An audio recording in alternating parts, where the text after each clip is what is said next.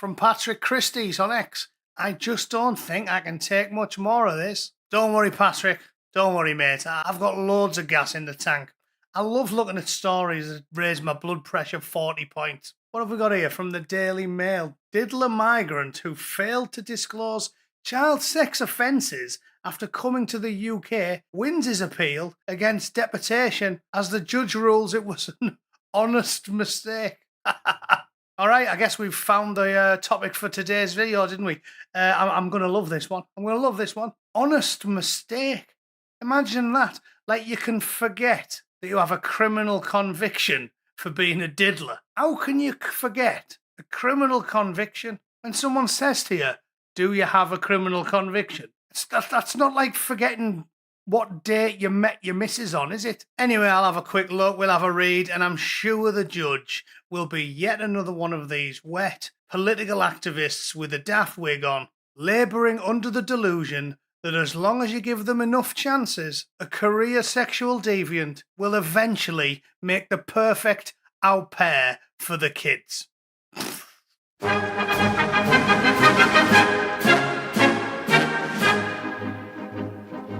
Right, you're going to have to excuse all the celebrity trash on the right-hand side of the screen. The Daily Mail's shocking for it, isn't it? The Daily Mail's a proper shocking tabloid rag who will take any position it needs to generate clicks somehow. I've seen them pushing woke stories, right-wing stories. It's a bit of an old cliche when the left say, oh, the Daily Mail's just a right-wing rag. Basically, they're an anyone and anything rag. If it generates clicks, they'll say it. But one thing they don't do is make things up. This is a point I've made to very many left-wing people. When they give you times and dates and occurrences, yes, they can cultivate the news to try and find stories that they think that their audience will like. But they can't just outright fabricate things like convictions and appeals. When they tell you that there's a Somalian living in a house in the middle of Kensington worth 4 million with his wife and 6 kids, and none of them's done a day of work for the last 11 years, you can bet your bottom dollar it's true. They don't just fabricate this stuff from thin air. Not when they have like names and addresses and stuff included. So just a quick point for when Mr. Actually says, but it's in the Daily Mail, as if that's a solid rebuttal. It isn't. This happened. I mean, of course it happened. Of course it happened. It's a left-wing judge letting a kiddie fiddler on. Of course it happened. It always happens. I could probably make this video 6 hours long and read you another 500 cases like this, because I'm sick of seeing them. Clearly, poor old Patrick Christie's a bit sick of seeing them as well. Anyway, let's read it. I'll blow it up because it's a bit small, this. A youthful struggle snuggle enthusiast who failed to disclose his conviction for diddling of a 5-year-old. Again, I was hoping there might be some mitigation, like he was 19 and she was 15 or something. But no, just a full-blown toddler-touching foreigner, as usual. Where was I? Failed to disclose it to UK authorities, and he's won the right against his deportation. An immigration judge ruled Eddie Cardasso Ramos, nice English name, made an honest mistake when he did not mention his criminal past while applying for leave to remain in the UK. Well, then instant deportation. Instant deportation. I wouldn't even put him on a flight. I'd stuff him in a bread crate, nail it shut, throw it on the back of a C-130 and then fling him out with a parachute somewhere in the vicinity of Portugal. Easy. He had been convicted of a serious offence against a proper child. Again, not a teenager. There's no leeway here. A serious bit of diddling in his home country of Portugal, for which he received a 3-year suspension. What are we? How do you get 3 years for that? How do you get 3 years for that? Again, when I saw that in the headlines, you're suspended, give me some hope that the Portuguese judicial system isn't as daft as ours. But apparently not. Apparently they just can't do it. European judges of every stripe can't bring themselves to lock up the dregs of humanity. It's unbelievable. And who defends them? Who defends them? If something's complex, something's nuanced, then you can see there's going to be both sides of every argument. Ban or legalise abortion. You can see how that'd be a contentious debate. Ban or legalise gun control. I can see why there's both sides to that argument. I mean, personally, I like to keep enough firearms and ammunition to take out an entire Chinese battalion these days, but I can see both sides to that argument. Negligent discharges, school shootings, I can get why some people are opposed to it, but this is a full-blown diddler, picking on the tiny little children, not even in 2 digits. Suspended sentence, why? Why? Anyway, before I blow a gasket, let's try and finish the story at least. I don't want to stroke out before I get to the end of it. Mr. Diddler's sordid past only came to light when Ramos was caught in the UK with a oh my God. So he won't pack in. He won't pack in breaking the law. This calls for an Jim Carrey quote, doesn't it? Stop breaking the law, asshole! There you go. It's not complicated, is it? It's easy. If someone's a wanker and they break the law, don't let them in. Simple.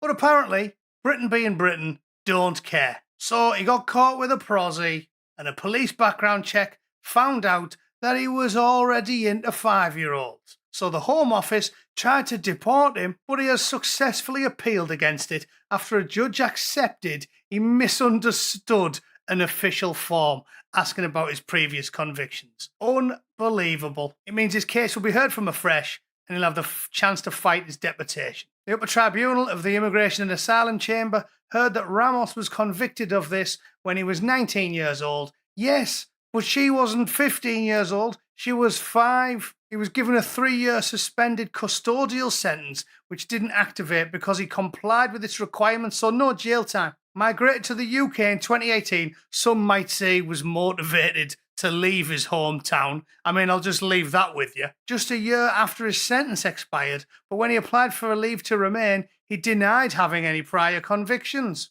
He would later claim this was because he thought the form was only asking if he had any prior convictions in the UK specifically. Listen, I don't care.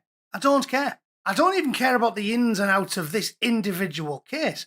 Let me just be clear here, because I'm almost certain 90% of humans with fully functioning brains in the UK will say the exact same thing, right? If you've ever been convicted of anything more than a parking ticket, you shouldn't be allowed in. That's how the United States works. My mate Shane was a nat's cock from not getting in because he had a caution on his record because he had a fight when he was like 15. Normal countries, sensible countries, are very, very, very strict about this type of thing. Also, I mean, here's a crazy idea. When you're asking potential immigrants to fill out forms like, have you ever been a diddler? If they put no, maybe do a background check just to like find out if they're lying and shit. I can't believe this type of stuff. I can't believe. It's like I'm the only sane person in the loony bin. Do they not check?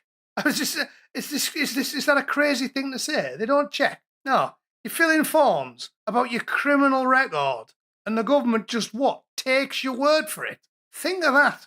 They just take your word for it. You can tell them whatever you want. Fred West, have you ever hidden any corpses under the crazy paving? Nope, never done that before. Okay then, of course you can work in the creche. These people are complete mental cases. As I keep saying, right, everybody who works for the state, the Home Office, thousands of civil servants, everybody involved with the British immigration crisis, and it is a crisis, everybody who lost a loved one at the Manchester Evening News Arena, everyone who has ever lost a loved one, it's going to be in the tens of thousands at this point, to an unvetted foreigner, should not only demand justice, retribution against the killer, the imported detritus of humanity that the British government keeps inflicting on the people. You shouldn't only have recompense against the killer. You need to be able to get some justice, to wield the justice brick in the vicinity of these civil servants, judges, and activist lawyers who enable this type of behaviour. I can't believe that you just lie on a form and nobody checks it. Oh yeah, because humans don't tell lies, do they? 4-year-olds lie to children, to teachers. If you're in kindergarten, did you read your book last night? Yeah, of course I did. I'm pretty certain full-blown diddlers are going to do the same thing, you dopey twat. Sorry, I'm not talking to you, I'm just angry at whichever unnamed civil servant may happen across this broadcast. The liar was then caught with a hooker and he just got a caution because obviously, of course, he did. The Home Office tried to deport him, but he appealed against it. Of course he did. They've always got money for lawyers as well, which is really weird. I bet if you needed a lawyer, you wouldn't be able to afford one, but they can always find one, strangely. And the Home Office said he posed a risk to women and girls, but Judge Paul Lodato has allowed the appeal to proceed. Of course he does. He said, having considered the issue very carefully, I'm not satisfied, based on the evidence before me, that they have established that the threat represents a present threat. I do not think that it has been made out that outraging public decency and soliciting indicates a continuation of a pattern of offending of the kind which he was convicted in 2014. Right, first things first, let's check this knobhead out, shall we? I mean, there's no need to refute his ludicrous, demonstrably wrong, far-left explanation, is there? None. No need. Common sense refutes him. The grass, the clouds, and the very stones themselves refute every word you've just said, Paul. You filthy sack of rats. This'll be the good bit, won't it? Judge Paul Lodato, controversial cases. Judge Paul was appointed as a salaried judge in July 2024, and he specialises in immigration and asylum and deportation appeals, which often involve high-profile cases.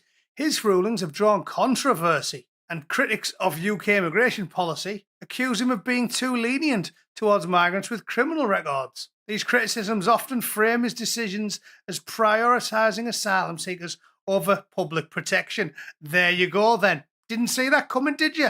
Let's have a look at a few of them, shall we? The Iraqi asylum seeker, an Iraqi migrant with an implausible claim about an honour-killing story, was allowed to stay due to documentation issues. Lodato accepted parts of the evidence, despite lies, was focusing on the credibility in the round. Very surprising. Iraqi migrant tells lies all the time. Lets him stay anyway. On brand, isn't it? Sudanese age assessment case. A Sudanese migrant, critically described as being bearded and wrinkled, was ruled a child based on compelling evidence, allowing his appeal. This fueled outrage in some outlets about age fraud in asylum claims. Oh, that's funny. I'm sure we all remember that story. I do. Yeah, you remember that one? When they put a 30-year-old baldy fella, it looked like RoboCop with his helmet off, and they put him in a kid's school.